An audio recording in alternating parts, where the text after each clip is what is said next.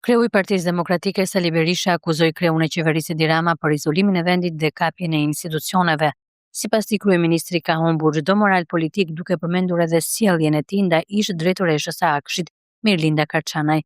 E dëgjua diesi për ulej si la ngaraq Mirlinda Karçanajt sepse ka hall se ajo bëhet pentito, deklaroi Berisha duke nënkuptuar frikën e kryeministrit nga një bashkëpunim i mundshëm i saj me drejtësinë. Berisha akuzoi Akshin se ka funksionuar si organizatë mirëfillt kriminale, duke pretenduar se ajo është drejtuar nga Ergys Agasi, ai i cilësoi Agasin si gropa më e zezë që mund të imagjinohet për Shqipërinë. Ka funksionuar si organizatë mirëfillt kriminale drejtuar nga Ergys Agasi. Flisni për Epstein, ja u them unë, nuk është Epstein çfarë është Ergys Agasi për Shqipërinë. Agasi është gropa më e zezë që mund të imagjinohet për Shqipërinë. Ai kontrollonte dhe vidhte çdo qytetar, vidhte të dhënat, u shpreh kreu i Partisë Demokratike.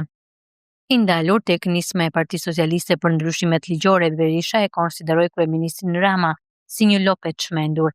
Sipas tij, kreu i qeverisë po vendos barjera speciale për të mbrojtur veten nga zbatimi i ligjit dhe nga kërkesat e SPAK. Kryedemokrati komentoi po ashtu vizitën e kreut të qeverisë në SBA për bordin e paqes për Gazën.